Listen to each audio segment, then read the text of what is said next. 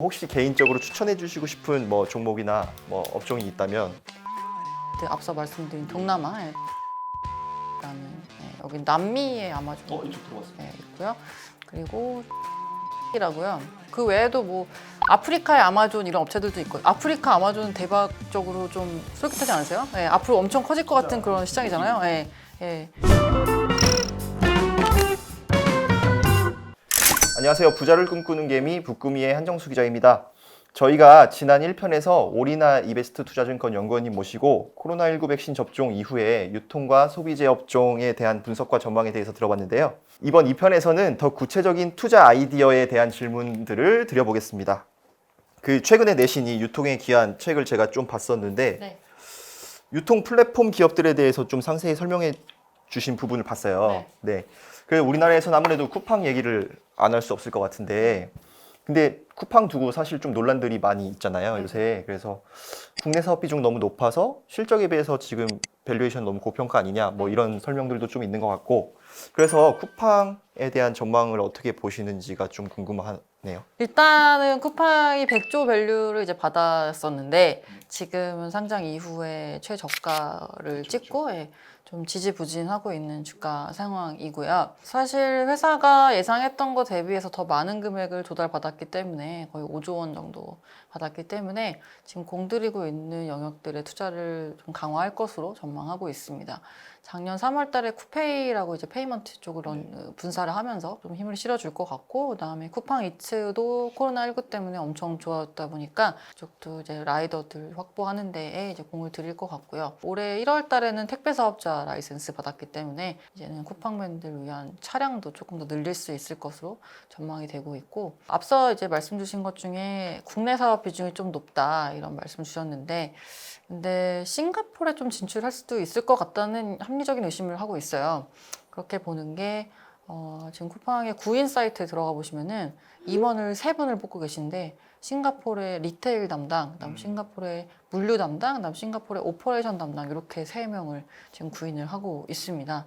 그래서 작년에 8월 달에 쿠팡이 싱가포르 OTT 업체인 훅을 인수할 때 이제 컨텐츠 쪽으로 좀 하려고 하나 보다. 그래서 실제로 12월 달에도 쿠팡 플레이 런칭 됐다 보니까 이것도 이제 영화랑 이런 컨텐츠 때문에 그거 인수했구나 라고 생각했었는데, 근데 그때 당시에도 이제 싱가포르 진출까지 좀 염두에 뒀던 게 아닌가 이렇게 생각을 하고 있고, 이 동남아시아 지역도 인구가 한 6.4억 명 정도 되거든요. 그러니까 굉장히 좀 많은 인구이고, 더불어서 모바일 보급률도 굉장히 높은 국가들이 많고요. 그런데도 아직까지 인터넷 쇼핑 침투율이 좀 낮은 국가들이 많다 보니까, 특히나 인도네시아는 섬이 많아서 물류 같은 것들이 아직까지 좀 열악하다 보니까 많은 업체들이 중국 시장처럼 향후에 이커머스의 블루오션으로 보는 지역이에요.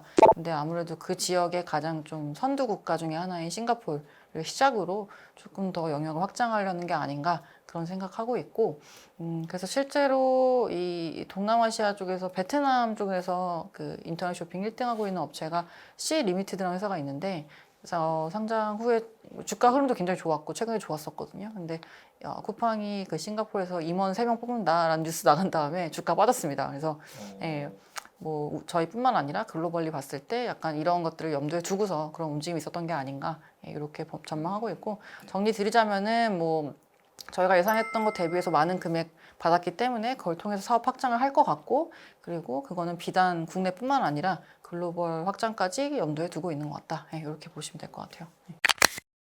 그러면 쿠팡 얘기했으면 네이버 얘기 안 할 수가 없을 것 같은데 네. 국내 이커머스 양대 산맥이라고 볼 수 있겠죠? 네이버에 대해서는 좀 어떻게 보시는지 궁금해요. 작년에 이제 코로나19 때문에 온라인 시프트가 가속화되다 보니까 이 플랫폼 업체들도 원래부터 커머스를 좀 강화하려고 하던 거를 좀 빠르게 속도를 내는 것 같고요. 실제로 2018년도에 원래 네이버도 그렇고 카카오도 그렇고 커머스를 강화하겠다고 공이 발표를 한 바가 있습니다. 네이버는 당시에 이제 메인 화면에서 원래 3번 넘겨야지 쇼핑이 떴는데 한 번 넘기면 바로 뜰 수 있게 바꿨었고요. 그리고 카카오도 카카오 커머스를 분사를 했었고 이제 여러 가지 서비스를 런칭을 했었는데, 작년이 가장 좀 공격이 거셌던 것 같아요. 제가 느끼기에는. 그래서 작년 2월 달에 특가창고라는 생필품 전문으로 하는 그런 서비스 런칭을 했고요. 브랜드 스토어라고 구찌나 뭐 뱅앤올룹슨이나 디즈니 같은 유명 브랜드 살 수 있는 그런 서비스 런칭을 했고, 그리고 라이브 커머스 강화하고 있고, 더불어서 스마트 스토어도 지금 셀러분들을 위한 풀필먼트나 소싱 쪽에 필요한 회사들에 투자를 해주면서 그런 밸류 체인을 좀 아우르는 그런 영역을 확대를 하고 있습니다. 그래서 이거를 좀 대입을 시켜보시면 특가 창고는 대형마트랑 궤를 같이 한다 보시면 될 것 같고, 그리고 실제로 네이버 장보기 서비스 런칭을 했고요. 그다음에 브랜드 스토어는 백화점, 라이브 커머스는 홈쇼핑, 그다음에 스마트 스토어는 오픈마켓, 뭐 쿠팡이나 같은 그런 쪽에 지금 겨루겠다라는 입장이다 보니까 유통의 전 영역에 지금 발을 들여놓은 상황이다, 이렇게 봐주시면 될 것 같고요. 그래서 제가 뭐 카카오 네이버를 커버를 하지는 않기 때문에 이런 기업 가치나 뭐 이런 것들 말씀드리긴 좀 어렵지만, 유통업 담당하는 사람 입장으로서는 카카오보다 네이버가 좀 커머스에 많이 공격적으로 하고 있고 좀 잘하고 있는 것 같다, 예, 이렇게 평가를 하고 있습니다. 그래서 사실 올해 같은 경우는 작년엔 다 같이 좋았거든요. 왜냐면 코로나 때문에 그냥 물건이 있으면 무조건 팔리는 거니까 사재기 현상도 있었었고, 그래서 다 같이 누리는 한 해였다면은 올해부터는 정말로 이제 진검승부가 나타날 것이고, 또 이커머스 합종 연행이 약간 편가르기별로, 예, 나타날 것이다, 이렇게 보고 있다 보니까 당분간 향후 뭐 한 1, 2년 동안 다들 출혈 경쟁을 할 수밖에 없는 상황이다, 이렇게 판단하고 있습니다. 예. 책에서 또 설명해 주신 부분이 있는데 제가 잠깐 설명을 드릴게요. 네. 과거에 유통업은 좋은 장소를 선점하는 게 가장 중요했다고 뭐 볼 수 있다, 이렇게 설명해 주셨고, 네. 최근에는 온라인 유통이 확산하고 정보 공유가 쉬워지면서 트래픽을 얼마나 오래 붙잡아 줄 수 있느냐, 이게 중요해졌다고 말씀해 주셨어요. 그러면 앞으로 좀 미래를 내다본다고 하면 네. 한 10년, 20년 뒤에는 네. 뭐가 가장 중요해질지, 왜냐면 제가 이런 질문 드린 이유는 뭔가 투자자분들이 이걸 시청하시고 좀 미리 앞서서 좀 투자 아이디어를 얻으실 수 네, 있지 네, 않을까 네, 싶어서요. 네, 네, 네, 네. 네.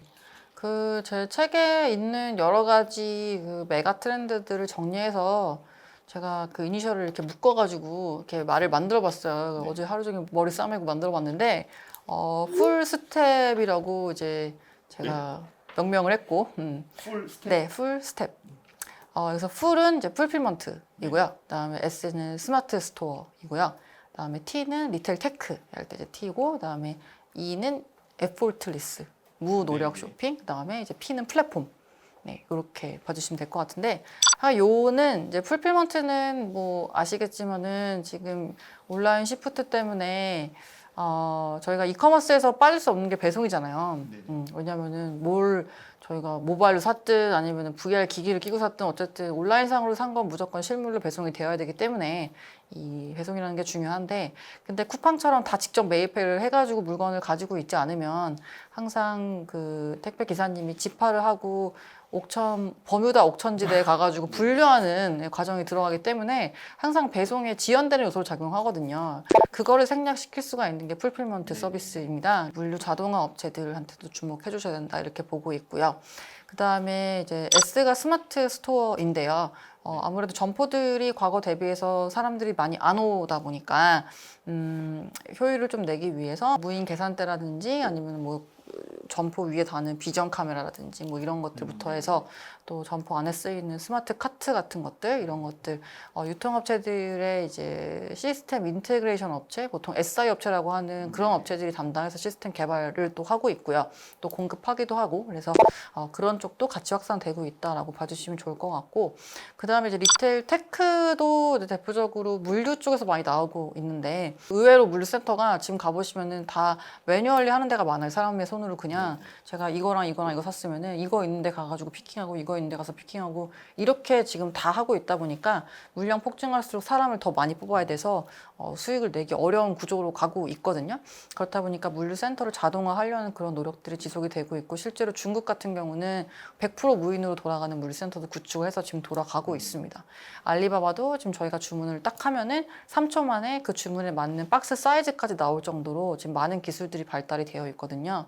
근데 아직까지 우리나라가 이커머스 이렇게 발전하고 시장 규모도 큰데도 불구하고 땅이 이제 좁고 뭐 배송에 대해서 땅이 좁다 보니까 빨리 해줄 수 있는 부분들이 분명히 다른 나라 대비 유리하다 보니까 아직 조금 덜 발달한 부분들이 있어요. 그래서 그런 부분들 같이 봐주시면 좋겠고, 그리고 에포트리스 이쪽은 사실 뭐 종목으로 접근하기는 조금 어렵긴 한데 요새 지금 저희가 뭘 하든지 간에 다 데이터가 쌓이고 있다고 하더라고요. SNS에서 뭐 인스타에서 어떤 게시물에서 몇 초 동안 머물렀는지 그리고 또 어떤 게 어떤 걸 타고 어떻게 갔는지 이런 것들에 대한 게 다 축적이 되고 있다 보니까 예를 들어서 제가 이거 예뻐 보인다 라고 해서 이걸 사야지 라고 했는데 컴퓨터가 제지하는 일도 나올 수 있다는 거죠.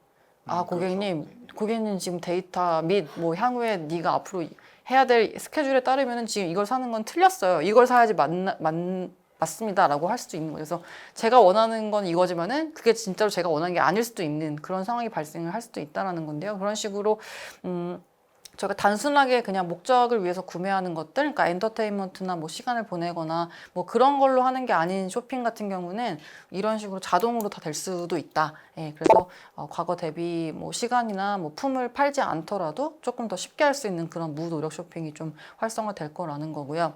그다음에 P는 이제 플랫폼인데 뭐 이거는 간단하게도 플랫폼들이 커머스 쪽으로 들어오고 있고 또 마찬가지로 커머스 업체들도 쿠팡이 지금 OTT 서비스 런칭한 것처럼 오히려 커머스가 플랫폼 업체로 가고 싶어 한다. 예, 그래서 이런 내용들 말씀을 드립니다. 그래서 이런 큰 맥락에서 조금 향후에 한 10년 정도 놓고 봤을 때 어떤 것들이 10년 뒤에도 없어지지 않을지 고민을 하셔가지고 종목을 피킹하시면 좋을 것 같아요. 혹시 개인적으로 추천해 주시고 싶은 뭐 종목이나 뭐 업종이 있다면 저희 시청자분들을 위해서 좀 특별히 공개를 부탁드릴게요. 약간 특별히 공개라고 하면은 조금 위험해서요. 네, 일단은 저희가 요 책 안에 유통업종 이제 기업들을 다 선별해가지고 넣었습니다. 25개를 넣었고요. 근데 제가 아무래도 담당하는 우리나라 업체들도 있다 보니까 같이 넣을 수밖에 없어서 빼놓을 수가 없다 보니까 같이 넣었고 그 외에 해외 종목들도 담았었는데 제가 소개드리고 싶은 종목은 일단 C 리미티드 앞서 말씀드린 동남아 특히나 이제 베트남은 생산 가능 인구가 뭐 전체 인구의 어마어마한 수준이다 보니까 거기서 1등하고 있는 C 리미티드 말씀드리고 게임하고 그리고 이커머스 쪽 이제 하고 있는 업체인데요. 페이먼트도 하고 있고 근데 여기가 쇼피라는 서비스를 이제 운영을 하고 있는데 그게 베트남에서 1등하고 있는 이커머스 업체입니다. 또 메르카도 리브레라는 여기 남미의 아마존 있고요. 그리고 추위라고요. 이거는 반려동물 온라인 쇼핑몰 북미에서 1등하고 있는 업체인데 이게 재밌는 게 코로나19 때문에 재택근무 늘어나면서 반려동물 수가 증가를 같이 해가지고 북미 쪽에 지금 반려묘만 한 9,500만 마리 정도, 강아지 한 9천만 마리 정도, 거의 1억 가까이 되는 거죠. 합치면 2억 가까이 되는 거고. 그 외에도 뭐 아프리카의 아마존 이런 업체들도 있고 아프리카 아마존은 대박적으로 좀 솔깃하지 않으세요? 앞으로 엄청 커질 것 같은 그런 시장이잖아요. 그래서 그런 업체들 저희가 잘 모르지만은 이커머스 쪽에서 그런 익스포저가 많은 업체들을 같이 담아놨으니까 참고해 주시면 될 것 같고 오늘은 시간 관계에서 3개만 책 사서 보시면 되니까. 네. 그러면 정리하고 마칠게요. 쿠팡에 대해서 한번 여쭤봤었는데요. 자금을 생각보다 많이 조달했기 때문에 사업 확장을 좀 공격적으로 하고 있다. 그리고 해외 진출 가능성도 높다고 말씀을 해주셨어요. 특히 동남아 진출 가능성이 있어서 좀 긍정적인 부분이 기대된다고 말씀해 주셨습니다. 그 다음에는 네이버에 대해서 여쭤봤었는데 네이버가 유통 전 영역으로 발을 들여놓는 상황이라고 설명해 주셨고요. 네이버가 유통업 쪽으로 공격적으로 잘 하고 있다고 평가해 주셨어요. 앞으로 10년, 20년 뒤에 유통업이 어떤 방향으로 발전할지에 대해서 여쭤봤었는데 풀스텝이라고 키워드를 설명해 주셨는데 풀필먼트, 스마트 스토어, 리테일 테크, 그 다음에 에포트리스, 그 다음에 플랫폼 이렇게 설명해 주셨습니다. 마지막으로는 혹시 추천해 주실 만한 종목이 있는지 여쭤봤었는데요. 베트남에서 1등하고 있는 이커머스 기업 C 리미티드, 그 다음에 남미 1등 메르카도 리브레, 북미 반려동물 온라인 쇼핑몰 추이 이렇게 3가지 종목 추천해 주셨어요. 오늘 오리나 이베스트 투자증권 연구원님 모시고 코로나19 사태 이후 유통 소비재 업종에 대한 다양한 투자 아이디어를 들어봤습니다. 어려운 시간 내주셔서 감사합니다. 네. 마지막으로 저희 투자자분들 성투하시라고 덕담 한마디만 부탁드릴게요. 성투하세요. 네. 감사합니다. 재밌게 보셨다면 구독과 좋아요 부탁드리고요. 저희는 다음에 또 유익한 주제로 찾아뵙겠습니다. 감사합니다. 고맙습니다.